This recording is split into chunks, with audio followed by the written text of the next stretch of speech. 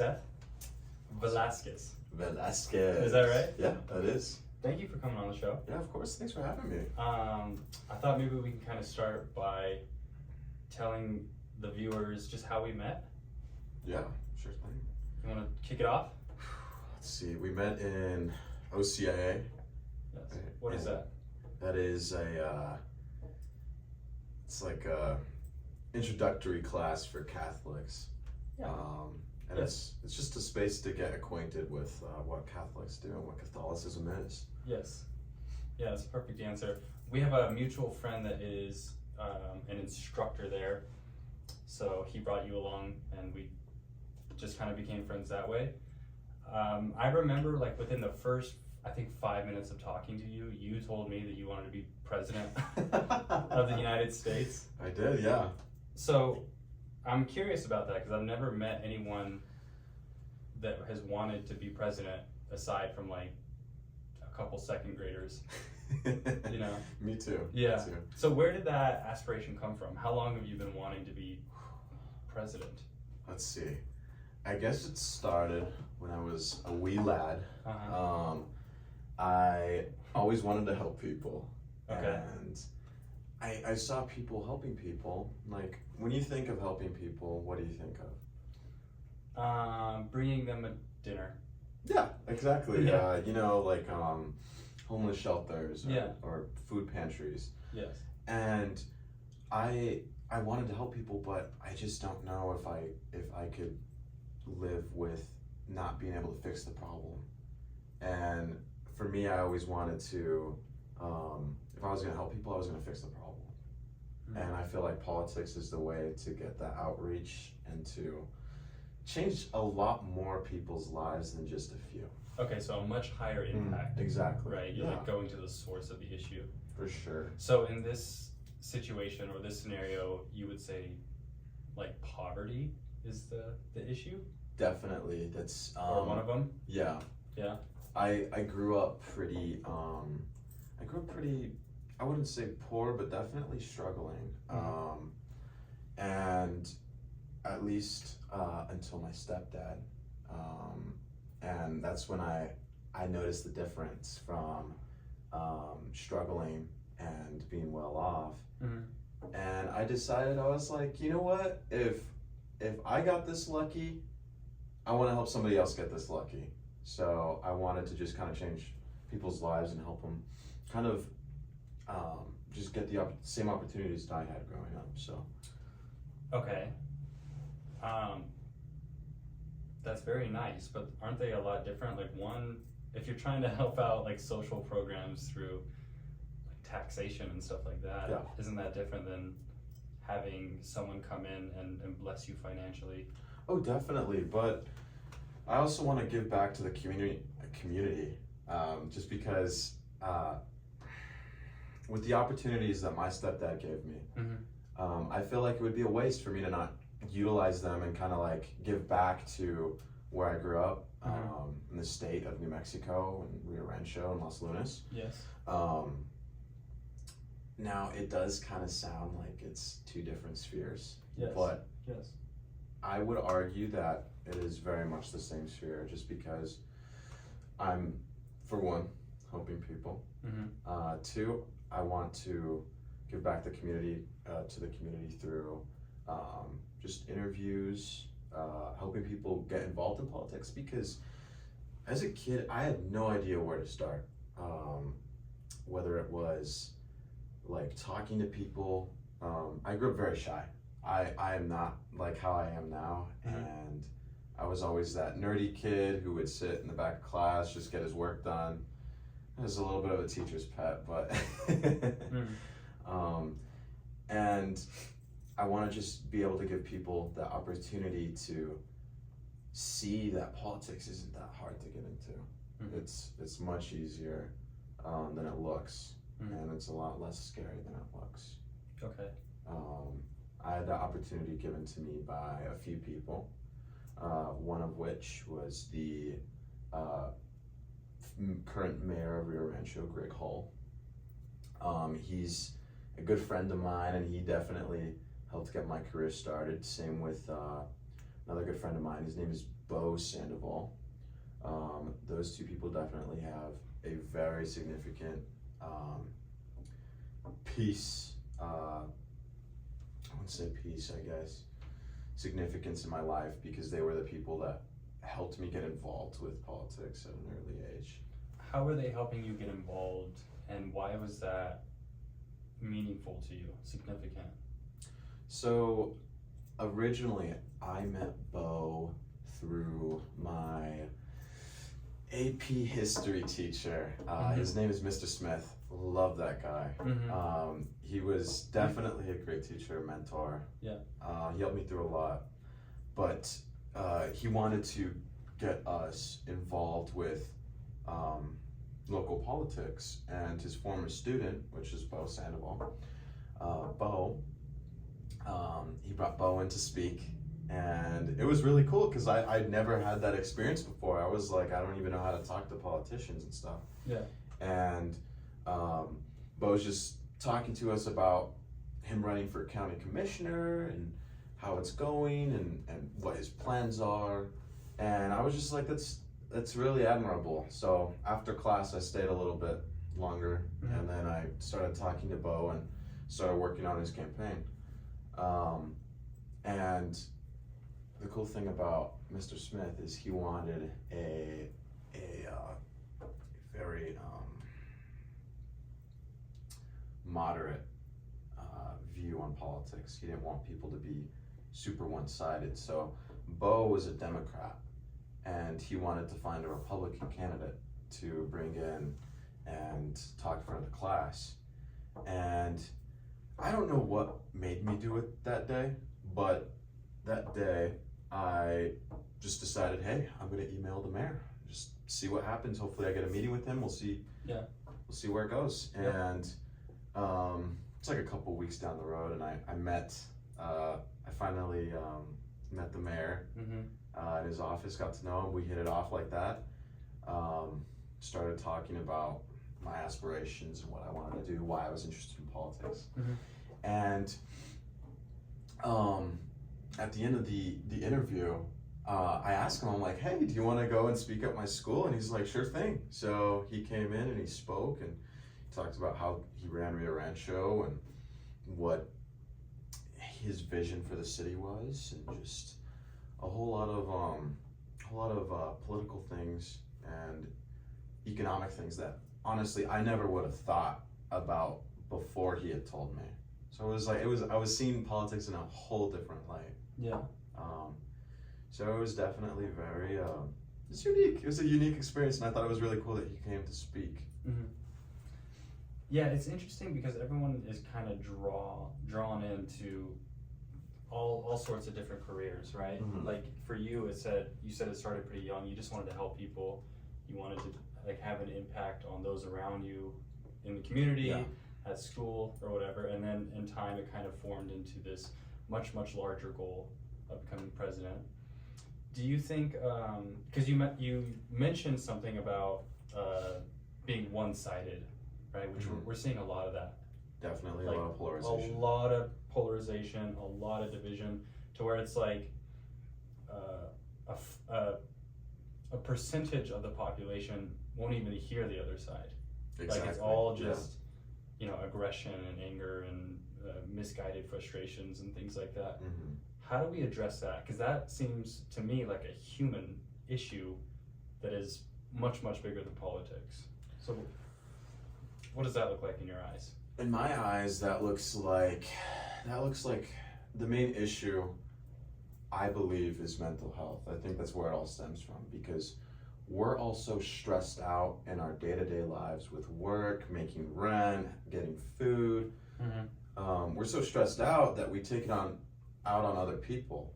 And whether it's through, I don't believe what you believe and you're wrong, or if it's something as simple as cutting somebody off in traffic. It can be a lot of things. But I believe it really comes down to mental health and how people are, how stressed out people are. Because when you're stressed out, I mean, you don't really want to talk to somebody. You don't really want to hear them out. And the main goal is to hear them out. It's just kind of open your mind, and it's a hard thing to do, to listen to somebody and have them give you a perspective that you may completely disagree with. It takes a lot of respect for both yourself and the person that you're talking to. Yeah. And you have to walk into the conversation with an open mind. Like you're gonna learn something new, and a lot of people don't have that. Not that capability, but they're just very set in their ways. And I guess the way to kind of solve that was just to get out in the community more, right? We have a big community here in New Mexico, and there's so many different kinds of people out there. It's really amazing, and you get to see a lot of different viewpoints through different people. I've met some people that I'm like, why do they think like that? And they'll say something that'll be like, okay, that's a little weird, but I'll hear them out. And because it's fascinating, at least to me, how people can grow up and believe completely different things, and maybe we'll have the same exact background, and it's just perspective. Yeah. And I think people just need to be willing to hear other people out. Yeah, that's actually a really good point, because I think a lot of people just like, even in conversation, they're just kind of waiting for the other person to stop speaking so that they can say their point, justify their point, tell the other person why they're wrong. But you mentioned or alluded that sometimes it's not even changing their perspective, it's just hearing them out, listening to them, maybe trying to put yourself in their shoes, which in itself has all sorts of benefits. Oh yeah. Right? Like if I'm taking the time to listen to whatever it is that you're going through, or your frustration, or why you believe something that you believe, even if I'm not, countering it with mine, just being in there, I think that speaks a lot. So yeah, I think that's a really, really good answer. Did you always have, like growing up, did you always have the idea that you could do impossible things, or were you like maybe the reverse, like kind of trying to prove a point? So I think growing up, I never really, I was an academic ant. I was always really in my academics. Really? Yeah, 100%. And I was really devoted to it because as a wee lad, I always believed that, I always wanted to be a lawyer. I wanted to make a lot of money. I wanted to do court cases. I wanted to do all that. And it kind of just grew into me wanting to go into politics. But it really started, my change really started, I would say, after my dad died. So my dad passed away, and I believe it was, I want to say 2018, 2019. So it's definitely been a little bit. But since he died, I always felt like my whole world flipped, and COVID happened, and I definitely struggled a lot. I struggled for a long time, and I was kind of lost. I didn't figure out what I wanted to do until recently. I would say that, I guess my view formed in sophomore year, and it was because I wanted to make him proud. I wanted to make my stepdad proud, and it was like, I have to do something. I wanted to be remembered, I guess, and I wanted to be remembered, and I also wanted to help people. And I figured that I would do that. I would go into politics, and we'll shoot for the presidency. We'll go big or go home. And it was definitely a journey there, to coming to that decision. I would say my biggest fear is what motivated that, like that shift, was I didn't want to be normal. Like, I don't think I could settle down and work a normal job and just do that for the rest of my life. Like, I don't think I could do that. I wanted more for myself. And I wanted to change other people's lives while I was at it. So that was the natural path for me to take. Yeah.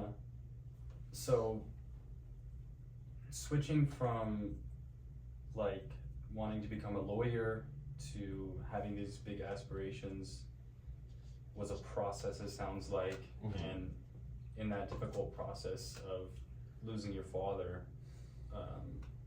you kind of came to this conclusion. Can I ask how long it was before your stepdad kind of entered into the picture? Because he has a pretty important role in this as well, in like kind of framing your outlook. Yes. Right? I believe my stepdad came into the picture when I want to say 7. I want to say when I was 7. Yeah. And my parents had already divorced. So it was just kind of like, he just became a second dad to me.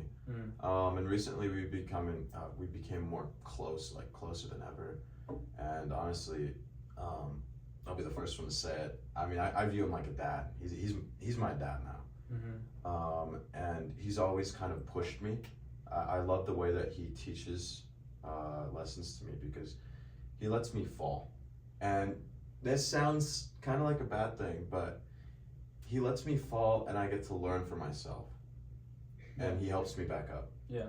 And I feel like the significance of getting down on the ground, you know, falling down, feeling like crap for a few days, and him picking me back up, helping me get right back on track.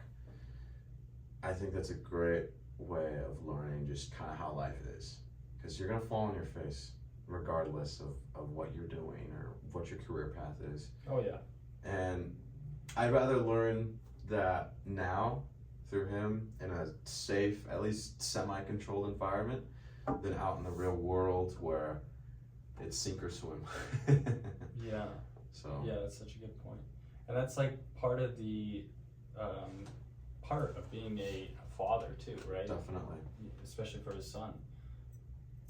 Did you ever feel like you were kind of like when your biological father was alive, did you ever feel like you were kind of keeping your stepfather at like arm's length, even though he was already in the picture because you had your biological father? And then when you lost your biological father, you were able to kind of fully come in to a relationship, I guess, with your stepfather. And 100%. Yeah. And we weren't. We were definitely not always close. We definitely had our moments for sure. Yeah. When my dad was around, or when he was alive, there was a lot of things that I wish I was able to do with him that I never got to do. Just simple things like learning how to just tie a hook on the end of a fishing pole. Just tie a simple string. Yeah. Hook. Yeah. I never learned that, and because we were a really outdoors family. I wanted to outdoorsy family, and I really wanted to go and shoot my first buck, have my first hunt with my dad. And when he passed away, I had to accept that just those things, at least with him, were never gonna happen.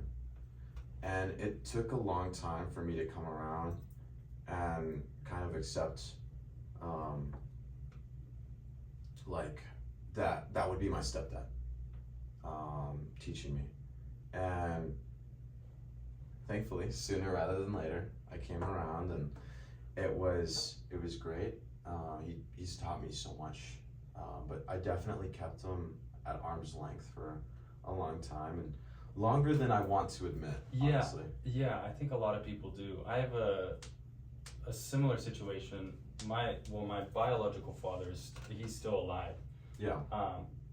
But I had like a stepfather that later legally adopted me, so he's kind of always been dad. Yeah.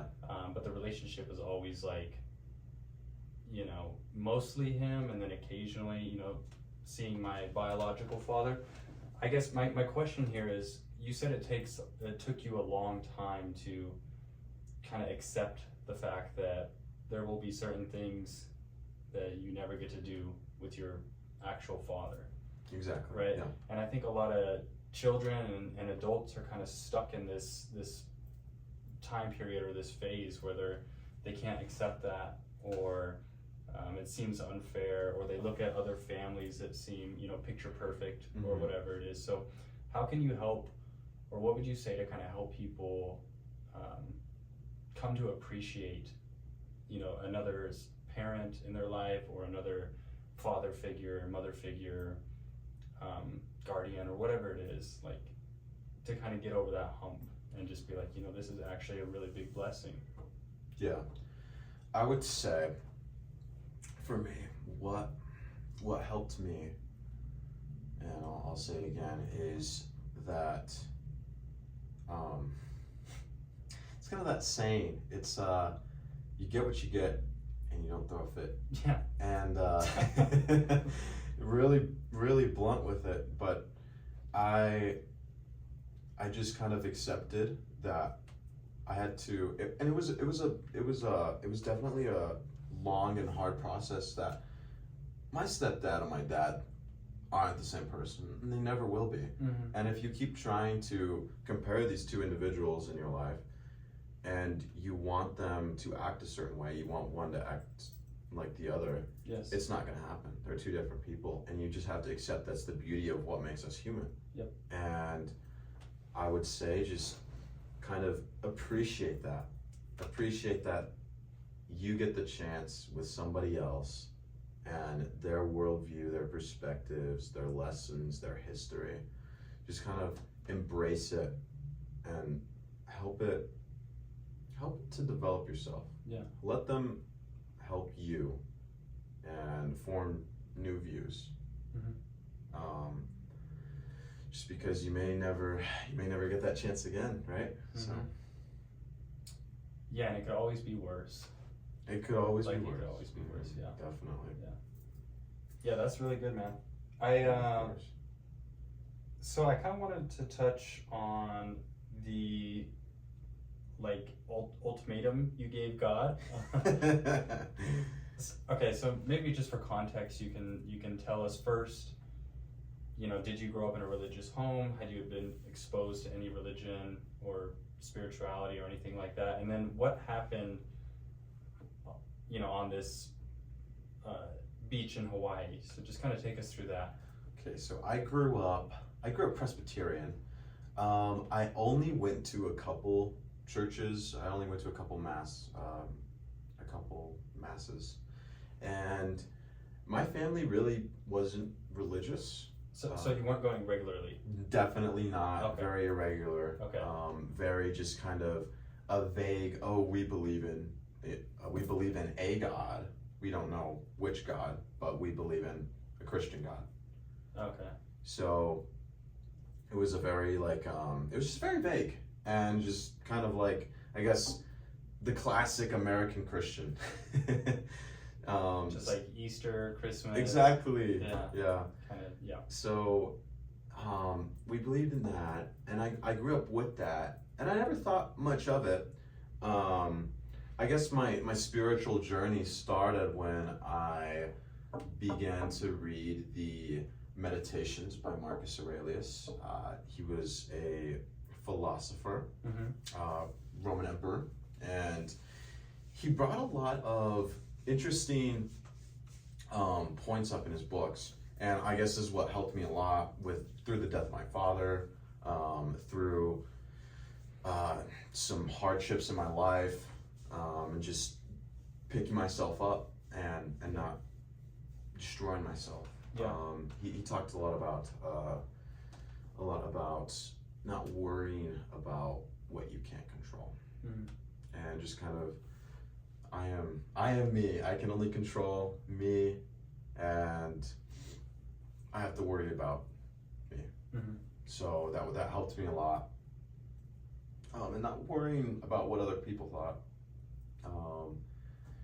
And I guess it's really where it started.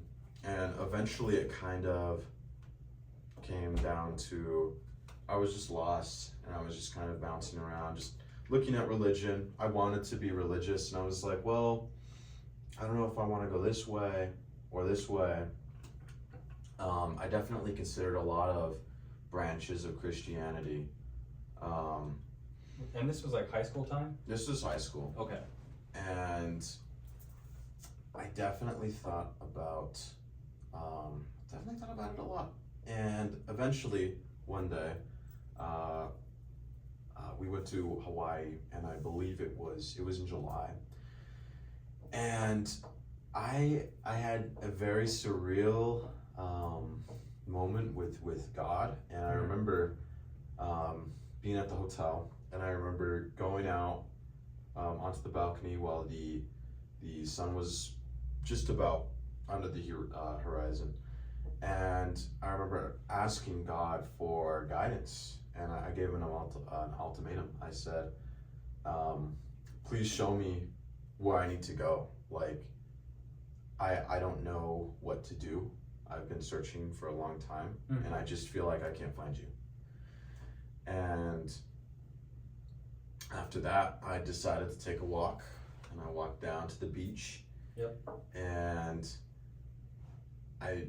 so here's the funny thing is, I was given two choices, and the first choice, I met this girl, and she started talking to me about the religion of Islam, and I was like, okay, that's interesting. And she's telling me about the practices of it, what goes into it, how she discovered it, and so on and so forth. And I was like, okay, cool. And I was just learning about it. And I was like, okay, at the time I felt like it was a sign. And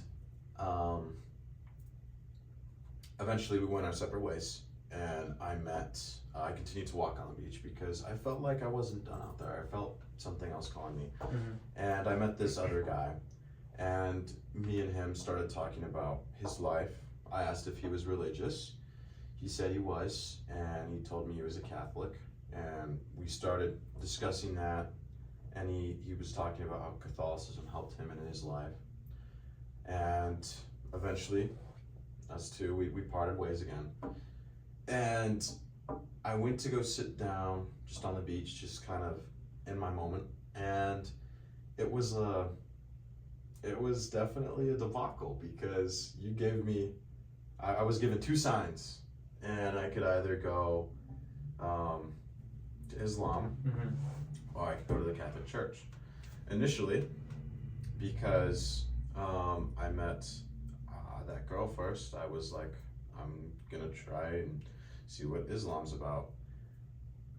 I would say that lasted probably about a month of trying to discover it, and I just didn't feel a calling or a longing to follow Islam. And I was like, okay. And I just decided to give up soul searching for a little bit. And I would say what really kickstarted me becoming Catholic was, I guess my breakup. I recently broke up with a girl in, it was in August, late August, and I guess it's what started my journey with Catholicism, because I was like, just in pain, and I wanted to, I remembered, I was like, I was given that sign a long time ago, you know. It kind of keeps calling to me. I still kind of feel a pull to it, so I'm gonna see it and check it out. And eventually one day I just decided, hey, I'm gonna go to Mass, and I went to St. Charles, walked in, went to Mass, had no idea what I was doing. And eventually I came into contact with Jane, who is, she's head of the OCIA, right? I think so. Yeah, so I started talking to Jane, and she helped me get involved with this. She introduced me to Will, who is the parish sponsor, right? I think so. He's an instructor for OCIA. He's an instructor for OCIA. Yeah. And Will's definitely, he's been helping me along this journey, so. Why don't you think it played out well with you, like, taking the initial steps in Islam? Islam. Yeah. Like, Well, what were you doing? What was that like? And why do you think you kind of stopped? So, I was supposed to meet up with this recent convert to Islam. I can't say I remember his name, but he ended up kind of just ghosting me, really. And I decided, I was like, well, if he's following this religion, I'm not, and he's just gonna ghost me like that. I felt like that's not something I wanted to be a part of, if that's my first taste with it. I wasn't gonna chase it if Islam was gonna push me away like that. Okay, and I just have so many random questions. The girl on the beach, was she like a younger girl, like your age? Yeah, she was. And then the guy on the beach, was he like older, like 30s, 40s? No, actually, I'd say he was in his 20s. In his 20s. His 20s, for Okay. sure. Yeah. Okay. I was just like thinking of symbolism, like the man being like a father figure, and then the girl just being like, I don't want this to sound rude, but almost like a counterfeit or a distraction, you know, like with the religion of Islam. And then the second thing that comes is like the real thing. Definitely. That's just kind of where my mind went. But there's no truth to that. Okay, so they were both pretty young. Pretty young. So you were feeling like you stepped into the Catholic Church for the first time, and there were people there that like wanted to help you. They welcomed me. Yeah, for sure. they welcomed you in. They were, answering your questions, trying to steer you in the right way, which is very helpful for like someone new to the faith. 100%. What do you think they were like? Did you have questions? Like, what were your questions? Like, what were your, aside from like heartbreak, what else was kind of drawing you in, and what was like enticing you? So I would say what was enticing me was just trying to become a better person. Okay. And I was trying to become closer with God. I always felt like something was missing in my life, just a void. Yeah. And when I started this journey, that void it was gone. And I definitely felt more whole, and I was like, I'm gonna keep doing this. I wanted to keep doing this, and I definitely, what's one of the things that pulled me in was everybody was so welcoming, and every other religion that I've considered and talked to people about and got interested in, people never really seemed to care to help me on my journey, and it was always kind of like, that's like a little weird, right? Sure. Just because I don't know what the heck I'm doing, and I'm just trying to find my calling, and in all those other religions I didn't find any calling. Yeah. But I guess one of my questions that I had was, how the heck do I worship? Yeah, it's a really good question. It is, because that's a lot of that's something that it's a very simple act, and it's something a lot of people don't really think about initially when it comes to questions about the faith. And when I got to Mass that day, I have no idea what the heck I'm doing, and I'm just following what everybody else is doing. I'm looking around. Oh, they're kneeling. Let me kneel. And it was a lot of that. So I just wanted to know what I was doing and why I was doing it. Yeah. Why did we worship this way? Why do Catholics do this?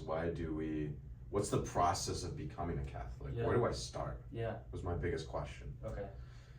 Of course, all of them are salt. So. Do you feel like you're learning a lot? Because there's a lot to it. There's a lot. Yeah. And I think Catholics especially, at least for me growing up, they just weren't doing a very good job telling me all the whys. Mm-hmm. You know, because there's so many whys, so many questions I think younger people have that they want to understand. Not that they're saying it's bad or anything. They just want to know, you know, why they're doing the things that they do, Exactly. and where the significance is from, and the history and whatnot. So that makes a lot of sense, especially for your younger generation. Yeah. It feels like there's this draw to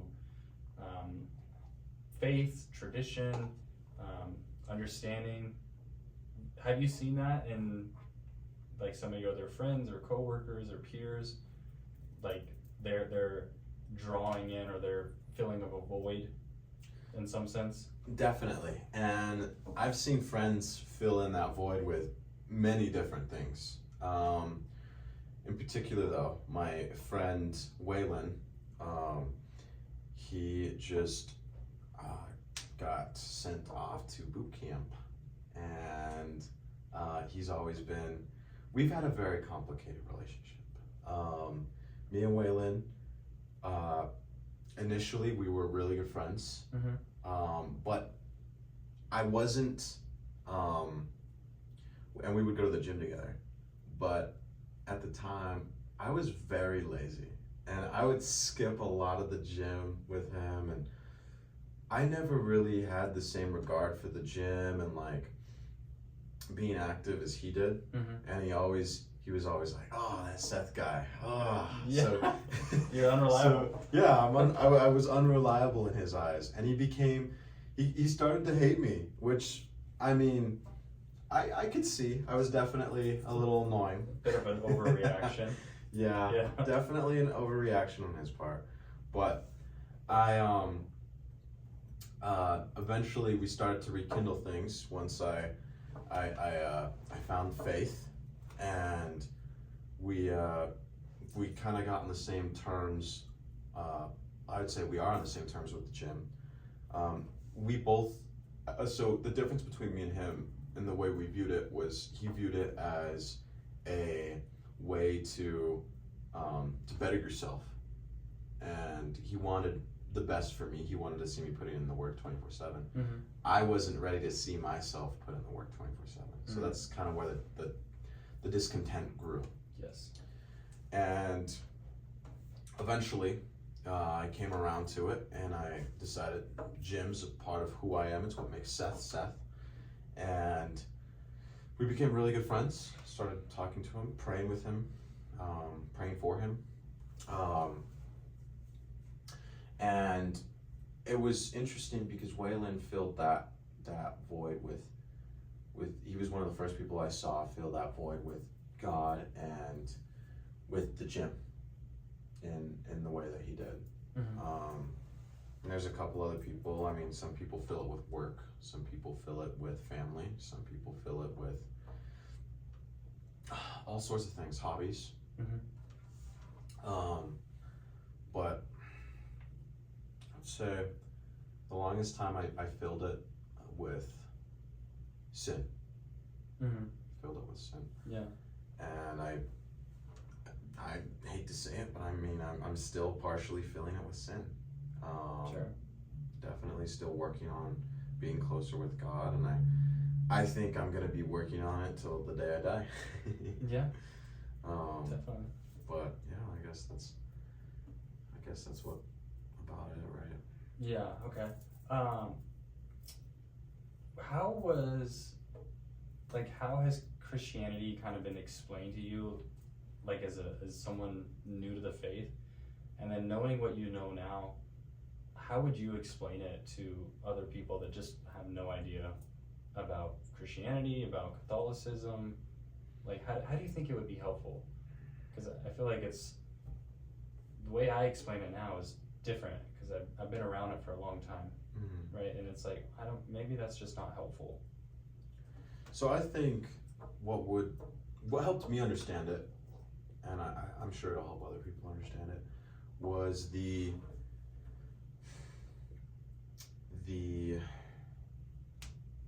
I want to say,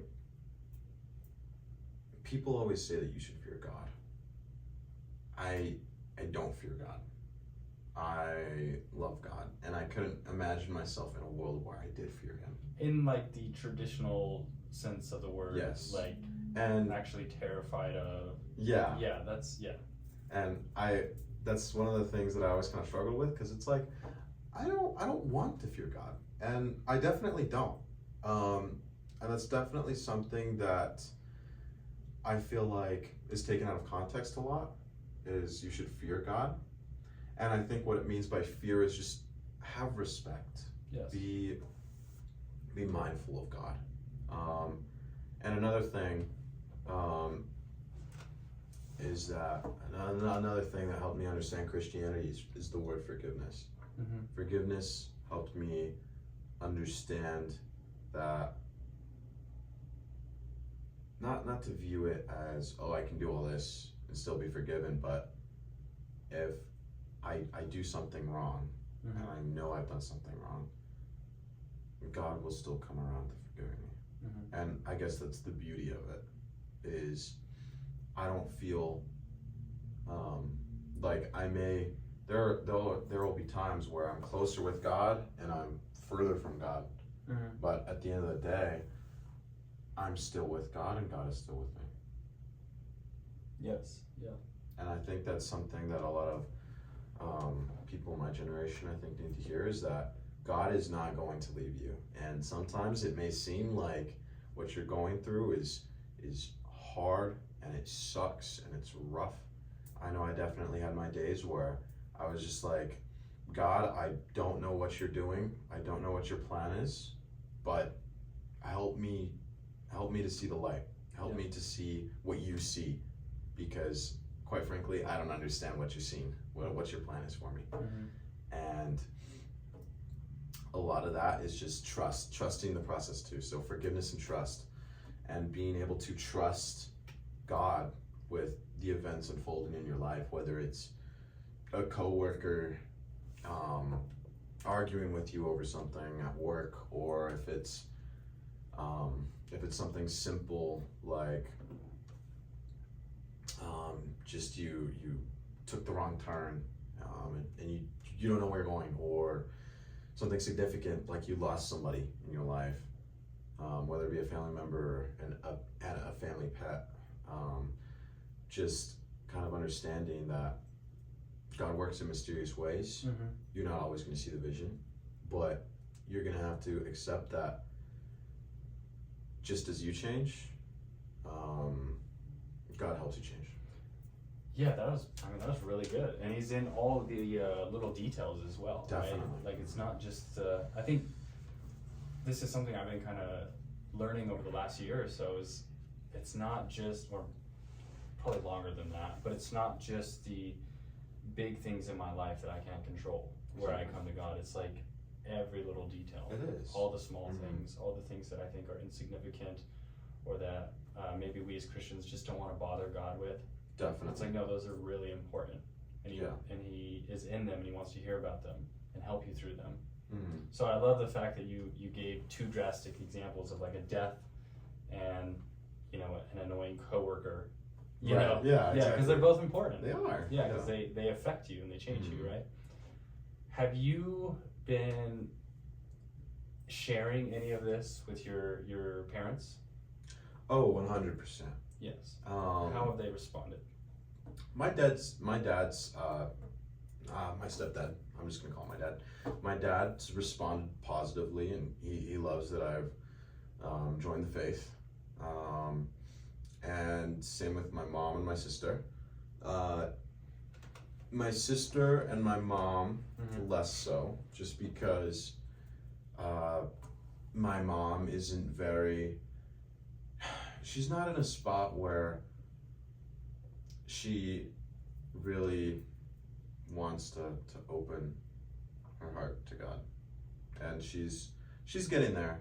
I know she is. But she's definitely just kind of enjoying life right now. So they're both in the same position that they were in when you were growing up, of just like kind of believing, would go to church here and there. I would say so. They're like the same. Yeah, Pretty I would much. say so. Yeah. And I mean, I would love to help my mom with that, but I'm not gonna push her in that direction until she's ready. Yeah, absolutely. So we'll see what God has in store for What her. happens, yeah. Yeah. One of the cool things that I've noticed is like the Lord will use one person in a family to reach the whole family. Right. Not that that one person is saving them in any way, but that person prays for them, Mm-hmm. talks about the faith, talks about the church, reads the gospel. You see these like significant changes in their life, in their character, in their in their joy and things like that. Yeah. And it makes it enticing or exciting or curious to the non-believer, right? And so I feel like that's what the Lord did with me, with our friend Mr. Fierro, and possibly with you, right? Mm-hmm. Using one person to kind of reach a whole family, Definitely. which is really cool and exciting. Yeah, for Yeah. sure. What do you expect this next year is going to be like as you come into communion with the church and receive some of your sacraments? Honestly, I'm pumped. I am ecstatic. Okay. Yeah. I'm excited, but I'm definitely nervous. This year has got a lot going for me. Yeah. And I mean, it's with God on my side. I mean, it's gonna be a great year. Mm-hmm. Hopefully, it's my year, but we'll see how that goes. I think with all the sacraments and getting everything completed, I guess that would just be my first ever really. I guess that would be kind of my. How do I describe it? Like the completion of the journey, or at least part of the journey, just a milestone. that I Yeah, reached. significant Mhm. points in the faith journey, but the faith journey doesn't ever It does end. not end. Yeah. Yes. Yeah. So. It'll at least be the conclusion to me becoming a Catholic, and I guess that's what makes the significance of it. Yeah. And once I become a Catholic officially, Yes. I'll be able to just kind of explore and kind of like broaden my horizons of Catholicism and what everything has to offer, Mm-hmm. what the scripture says, and just kind of like really get into the nitty gritty of why we do traditions, why we pray certain ways, Mm-hmm. maybe some lesser known things that maybe the Catholic Church doesn't do anymore, and why we stopped doing them, and just kind of let's look into the history of it. Yeah, there's a lot of history. Yes, there is. And even in the current state of Catholicism right now, they don't all practice the same. Right? Exactly. There's Yeah. there's like Eastern Catholics. Mhm. There's what is the other one? I know there's a few different like rites within Catholicism that practice same theological teaching, but like just practice a little bit differently, right? Yeah. And then there's also things like the traditional Latin Mass, or Right. the like I mentioned, like the Byzantine churches and things like Yes. that, where it's Mhm. like, oh, this is different to what I'm used to, but it's similar, it's the same. Similar, yeah, there's similarities. So I feel like you could spend your whole life, looking at church history and reading about the church fathers and the ecumenical councils and talking to Definitely, people, yes. and then obviously like a huge, I'd argue like the most important thing is the scriptures, Mm-hmm. like just reading those Yeah. and allowing those to change your life. Oh yeah. Yeah. 100%. So you got a tall order. You got a lot of stuff to do. Definitely. How would you bring in like faith into running a country? That is a great question. I think how I bring in faith is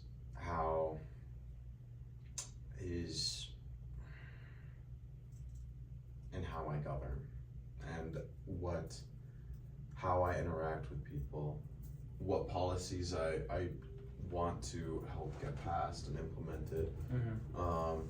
and what kind of organizations I help out and kind of who I want to cater to. Just because faith there's a lot of word and there's a lot of meaning behind that word, faith. And I guess I would try to be as perfect as I could when it comes to being an honest Catholic. I definitely want to just help as many people as I can. And I think that kind of ties into being a Catholic as a whole. And God has his vision for everybody. And whether it's up to him for people to discover faith and when they discover faith. Or, some people can kind of just tune it out like I did for a long time. But I don't think I would try to persuade, really. I would try to push it, I guess is a better word. Push faith onto people. Definitely not. Everybody's entitled to kind of just think freely.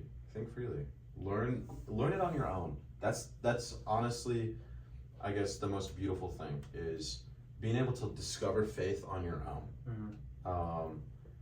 If I discovered faith through someone, I feel like that it would kind of be not robbed of me, that experience, but I guess that kind of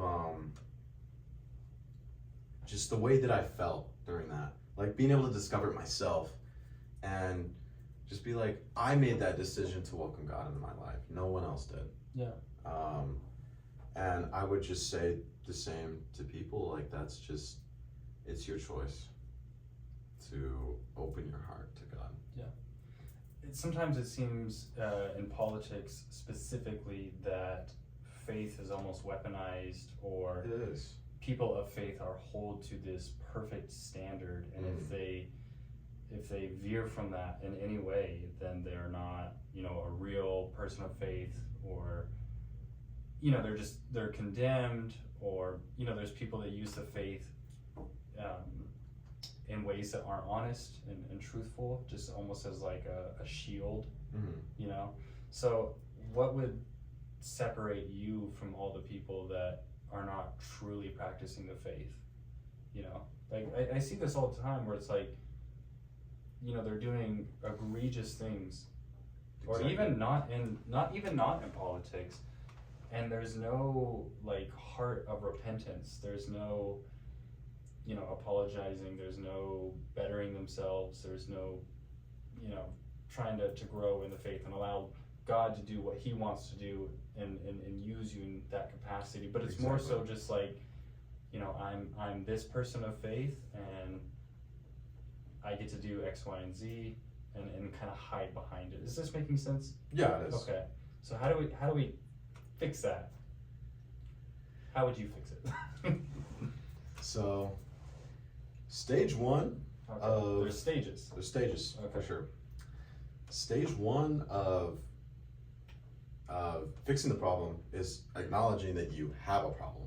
Yes. This is first stage to fixing addiction. Mhm. I will say that I'm going to be the first one to say this. I will not be a perfect president. I am not going to be a perfect human. Mhm. I'm going to make mistakes. Yes. And I'm going to have hiccups on my journey. Now, does that mean that I'm going to be a horrible person? No, by all means, no. Mhm.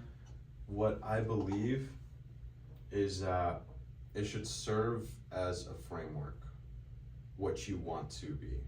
You want to try to be as close as you can to becoming the perfect version of yourself.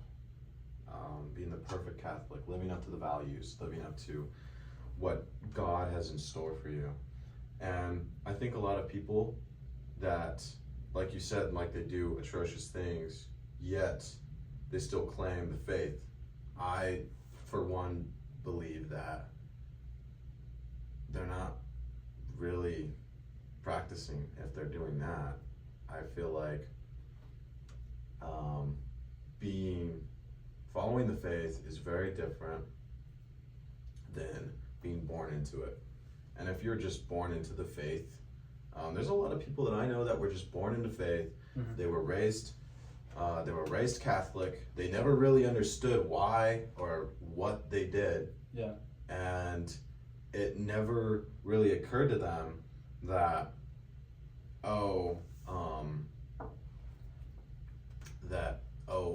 I actually believe in this. It just became a staple of their life. It's just a fixture of, my family just does this on Sundays. My family does this on Easter. And it becomes more of a cultural family thing than actually following the faith. And I think they're estranged. Yeah. I think they're estranged for sure. But I don't think that's something I can fix. That's something that they would need to discover on their own.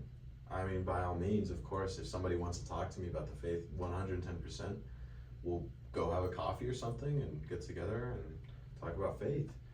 But it's, I would like them to kind of discover it for themselves and open themselves up and really ask the questions, why, what, how? Because it's, for me, that's always been, and maybe that's just because I'm young. Yes. I would like to understand, and this always made my parents angry because I was always asking, why do we do that? And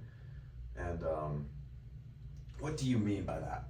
And just trying to understand everything. I was a very curious kid growing up, and that curiosity is a good thing. Don't kill curiosity. Mm-hmm. Definitely ask those questions that you feel need to be answered. Yeah. Try to understand why you do the things you do, because that's how you understand who you are as a person. Mm-hmm. And what you need. And that goes with faith too. What do you feel like you want or expect from faith? Yeah. It's just discovering yourself, and it's just that path of self-discovery. So. Okay, a couple more things here before we wrap up. Yeah.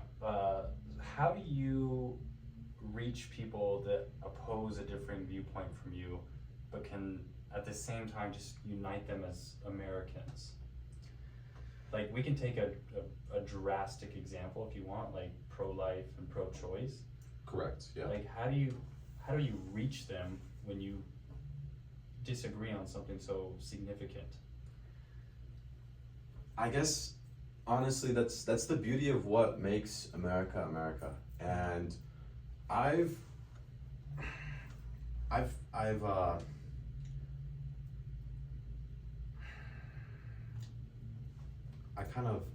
thought about this a little bit. Did you? And because my friend asked me the same thing. Really? And he's like, how are you gonna reconcile that? And well, I'm like, it's up to them to reconcile those differences. But for me, what I can say is that as an American, mm-hmm. I may not agree with what you're saying, but I will defend your right to say what you're saying. Mm-hmm. And that's really the beauty of it, because we can have so many different beliefs and ideals and cultural backgrounds. It's a beautiful tapestry of what makes America America. Mm-hmm. And personally, I love that about this country, is that there's people of completely different backgrounds, some poor, some rich, some just middle class. There's also like just growing up, some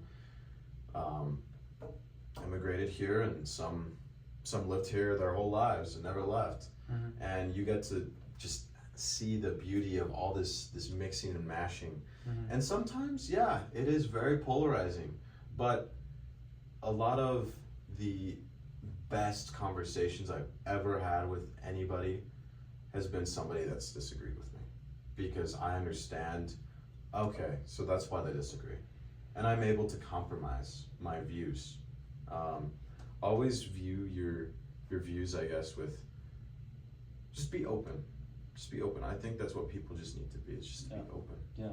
And because that's what this country is. I mean, we're open to people coming here, and we may be open to people coming here, but we're not open to ideas. Yeah. And we as a nation need to fix that for sure. Okay. Yeah, I like that. That's really good. I have one more question for you. Yeah, of course. Is there anything else you wanted to talk about? Anything else that kind of relates to your career, your ambitions, Catholicism, your faith journey so far? Let's see. I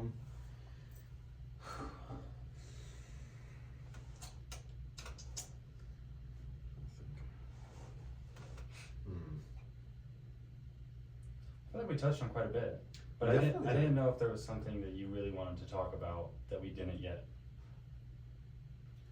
So, I would say, actually, yeah. So, what kind of swung me in the direction of politics is, because I didn't really touch on that too much. I kind of just touched on how I wanted to be, and not why I wanted to be. Yeah, you talked a little bit about wanting to help people and stuff like that. And yeah, but I kind of wanted to dive into a little, just that a little bit more. We're out of time. Oh I'm just man, kidding. no! I'm just kidding, go ahead. So growing up, I used to play a lot of video games. I used to play, I wasn't your average gamer, I guess. I would play a lot of strategy games and a lot of like games similar to like Civilizations, a lot of the Civilization games. Clash of Clans, you know, just a lot of the strategy games. And I was always involved with history. Those two things kind of like pushed me in that direction of politics. And the video games helped me see the impact of being in control of mini like nation, and just the impact that one person can have on a country or a nation. Yeah. And you can see that impact in history too. You can see a lot of people that completely changed history. People like Alexander the Great or Julius Caesar or Constantine. Those are like, I guess you could say the big conquerors. And then you have people with great academic minds, like Albert Einstein and Nikola Tesla. You see, you also see it with arts. Arts is a big thing of what makes us human, and you can see it with paintings like Picasso, and you see it with Michelangelo, and what's his name? Painted the Mona Lisa. We're gonna have to cut that out, but painted the Mona Lisa. I don't know. Oh, shoot. He had his ear cut off. Yes. I feel like I should definitely know, but I don't know. Vince Van Gogh? That sounds Yes, right. okay. There we go. And people like Van Gogh, all these artists and innovators and conquerors and great leaders, these people they had a huge impact on history. And just seeing that as a kid, I was like, wow, I want to be like that someday. I want to make a change. I want to be the person that really changes people's lives for the better. And of course, in history, there's also a lot of bad people. And the cool thing is about history is it's already happened. And I get to see, okay, who am I going to kind of model myself after? Who am I going to kind of take after? And I've definitely used a lot of political figures, a lot of innovators. I've used a lot of businessmen. I've used a lot of people of the arts as kind of like role models, philosophers. Yeah. Just like, I want to be more like that. I would like to be more grounded, more stoic, more open to the faith. I would like to be more understanding of what somebody's going through. I want to be more open for discussion. I want to be very involved with the day-to-day goings-ons of people. I want to be there, and I want to make it feel like I am there for people, and not just, oh, I live in Washington and nowhere else. I want to actually come down, be there in people's lives, and have people say, oh, actually be proud to say, I met the president. That's really what I want. Okay. That's good. Do you think, I had this question earlier, but I forgot it.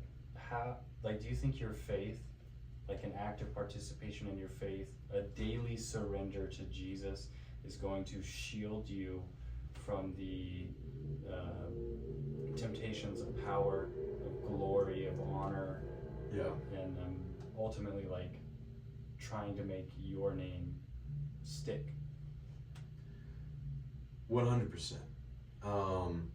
Now, ideally, I'm not even gonna say ideally, I feel like if this is my calling, and I feel if God wishes it, then I won't have to have those temptations, because God will find a way, and I will in my heart I'll be remembered, if not by millions of people, by my family, of what I did, who I was, why I did what I did. Yeah. And I think it'll come around. It'll come around. I think definitely praying once a day and just giving that surrender to God is what everybody needs. But I definitely think it'll help for temptation and staving away the darkness forces of darkness. Yeah. And trying to just keep money out of my pockets, I guess. Yeah. Yeah. Okay. All right. Last question. Sure. Why should I vote for you? Why should you vote for me? Because I'm honest. I will give you 110% of what I have. You will see a difference. If you elect me, you will see a difference, and you will be able to feel the difference. Feel the difference, okay. And you'll be able to, just feel the impact of what I have to offer. I feel like I'm a very open person. I'm willing to make compromises to get stuff done. And I feel like we just don't get enough stuff done nowadays because people aren't willing to compromise. I am willing to compromise. And really just get to know people. A lot of politicians, you'd be surprised,